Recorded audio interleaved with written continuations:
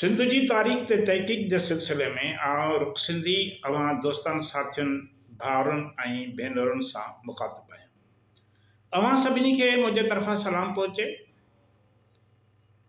जिन बि दोस्तनि अञा सूदो असांजो चैनल सब्सक्राइब न कयो आहे उन्हनि खे ॿीहर गुज़ारिश आहे त हू चैनल खे सब्सक्राइब कनि, दोस्तनि सां शेयर कनि, वीडियोज़ खे आख़िर ताईं ॾिसनि, लाइक कनि, जीअं पंहिंजी हीअ ॻाल्हि ॿोल जेका सिंध जी तारीख़ जे हवाले सां तहक़ीक़ आहे या वधि खां वधि साथियुनि ताईं पहुची सघे। सिंध जे क़दीम शहरनि, बाग़नि, मकाननि बाबति ॻाल्हि ॿोल जे सिलसिले में अॼु पाण हिकिड़े अहम शहर बाबति ॻाल्हि ॿोल कंदासीं। क़दीम शहर आहे झिरक।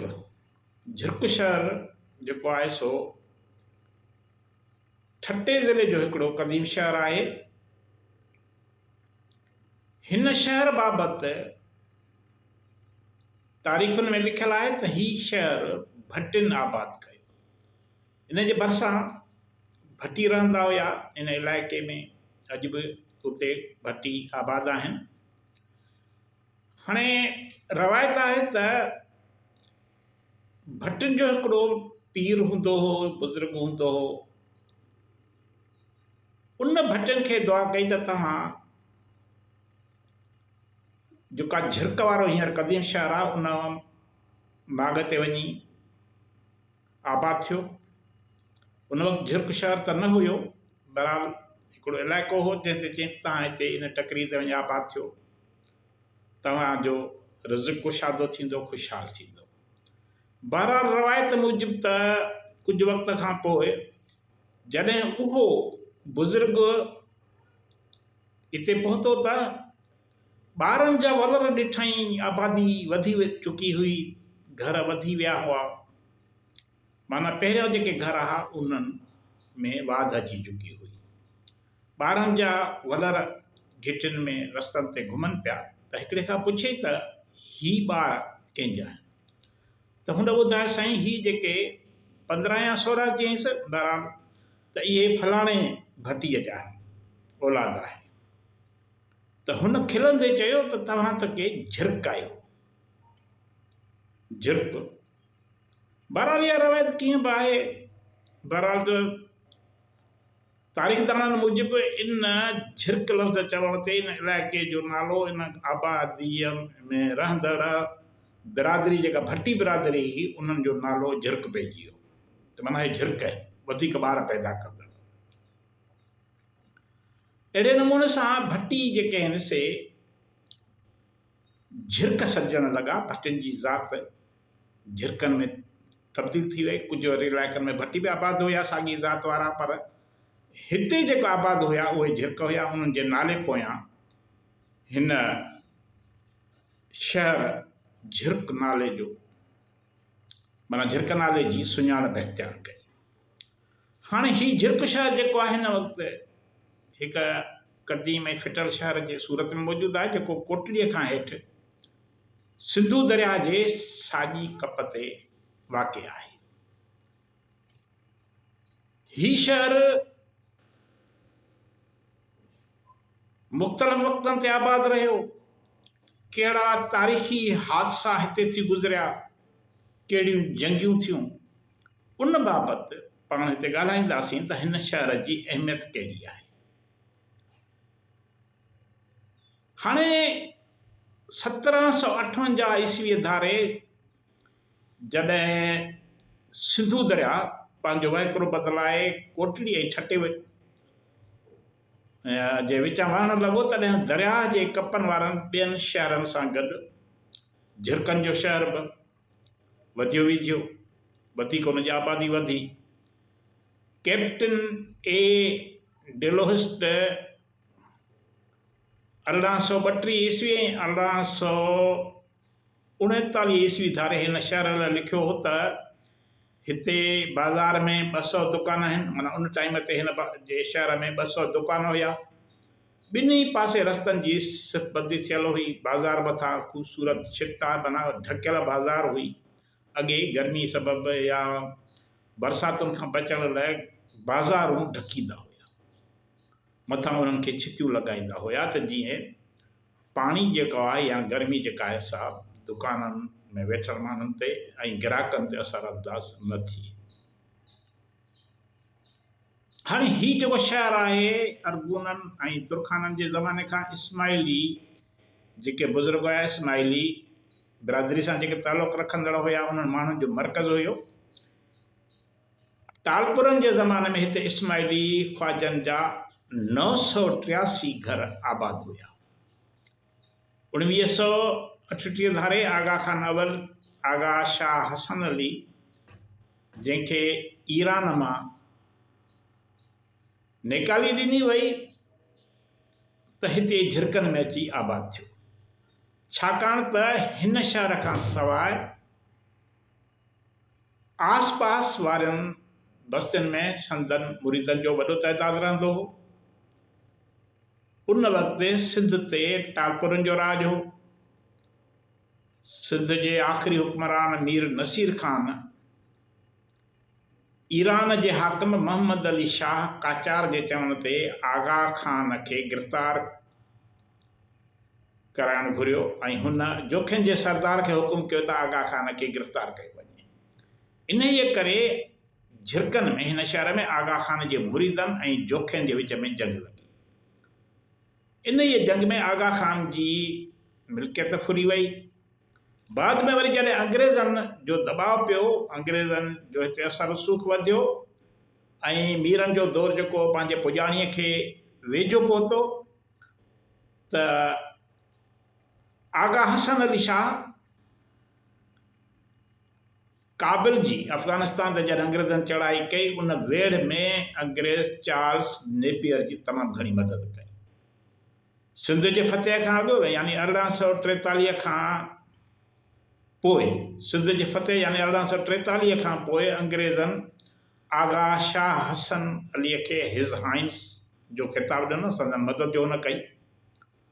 आगा खान जो अवल हुयो 1843 में झिरकनि में हिन पंहिंजो महल अॾायो जंहिंजा उते निशान या क़दीम आसार अॼु बि मौजूदु आहिनि।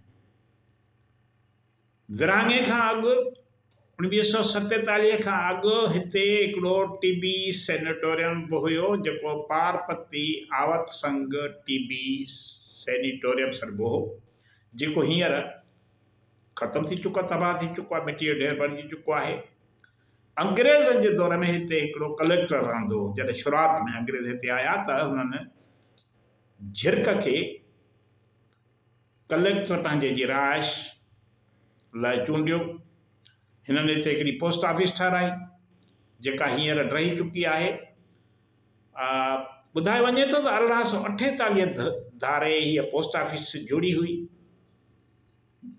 जेका हाणोके स्कूल जे भरिसां आई। इन खां सवाइ हिते कमिश्नरी जेल हुयो, ऑफिसूं हुयूं, डाक बंगलो हुयो, post office, primary school, police थाणो बि मौजूदु हुया।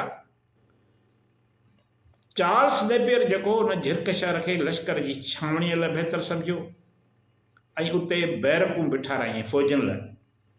शहर जे ॾखण तरफ़ डिप्टी कलेक्टर जो बंगलो जेको अॼुकल्ह डाक बंगले तौरु इस्तेमालु थी रहियो आहे। बंगले जे वरी भरिसां ईसाइन जो मशीनरी स्कूल बि हुयो। हिते सालनि खां शिया जेका असद अशरी ख्वाजनि जी इमाम बारगाह, मस्जिद ऐं मदरसो मौजूदु आहे। दरअसल इस्माइली जेके हुया उहे झिरकनि में आगा खान जे मुरीदनि ऐं मीरनि जे सरदार जोखिन जे विच में जेका जंग लॻी हुन में इस्माइल तमामु घणा मुतासिर थिया। इन जंग में आगा खान जे लश्कर जेको सरदार हुयो उहो वेसू ख्वाजो हो। इन करे जोखिन जेका हिननि ते चढ़ाई कई त हुन जा नारा हुआ वेसू वेसू, माना वेसूअ खे मारींदासीं, वेसूअ खे न छॾींदासीं, मीरनि जे चवण ते। मीर बठोरे वारे जेको सेठ हुयो, मीर बठोरे वारो सेठ आहे मोहम्मद जाफ़र ख्वाजो, उन हीअ वेसे ख्वाजे जो पुटु हो। हिते ख्वाजनि जूं जेके घर, दुकान, प्लाट, ज़रई ज़मीनूं ऐं बाग हुया। शहर में इमाम बारगाह जे आॻुर में हिकु क़ब्रिस्तान बि आहे जंहिंमें आगा शाह हसन अलीअ सां गॾु आयल संदसि उहे मुरीद मीटिंग हवाले कया विया जेके आगा खान अवल ऐं जोखिन जे विच में जंग दौरान शहीद थिया हुआ। उन्हनि जो तइदाद थो ॿुधायो वञे त उहे 72 ॼणा जेके जोखियुनि सां वेड़ में मारिजी विया। झिरक कंहिं वक़्त में दरिया जे कप ते हिकु सुठो बंदरगाह हो। अंग्रेज़नि जे अचण खां पोइ हुननि कराची, हैदराबाद ऐं ॿियनि शहरनि खे अहमियत ॾिनी। इन करे झिरक शहर जेको हो सो पंहिंजी अहमियत विञाइण लॻो, फिटण लॻो। 100 सालनि तक़रीबन 100 सालनि अंदरि झिरक शहर जेको आहे सो पंहिंजे उन ओज खे बरक़रार रखी न सघियो। बिल्डिंगूं ऐं जेकी अहम इमारतूं हुयूं उहे मिटीअ जे ढेर में तब्दील थी वियूं। हितां जा जेके माण्हू हुआ उहे तक़रीबन ऐं ख्वाजा जेके हुआ उहे लॾ पलाण करे वञी कराची में आबाद थिया। हाणे झिरकनि जो जेको हिन वक़्तु शहर आहे अंदाज़न उते 10,000 खनि आबादी आहे उनजी बस गिरदाई में। हिते झिरका आहिनि, गंदरा आहिनि, मल्हाह आहिनि, ख़ासकेली आहिनि, खोजा आहिनि, मेमुण आहिनि ऐं ॿियूं बिरादरियूं अॼु बि आबाद आहिनि। झिरकनि में छोकिरनि ऐं छोकिरियुनि लाइ अलॻि अलॻि प्राइमरी हाई स्कूल बि मौजूदु आहिनि। पाकिस्तान जो जेको बानी क़ाइद आज़म मोहम्मद अली जिन्ना हो उनजो जनम बि हिन ई शहर में थियो, जीणा पूंजा जे घर में। उनजो पीउ जो नालो मोहम्मद अली जिन्ना जे जीणा पूंजा जे हिन घर में झिरकनि में जेको हिन जो मोहम्मद अली जिन्ना जो जनम 1876 में थियो। उन वक़्तु कराची जेको ज़िलो उनजे हदनि में झिरक बि शामिलु हुई, झिरक जो इलाइक़ो शामिलु हुयो, तमामु वॾो ज़िलो हुयो।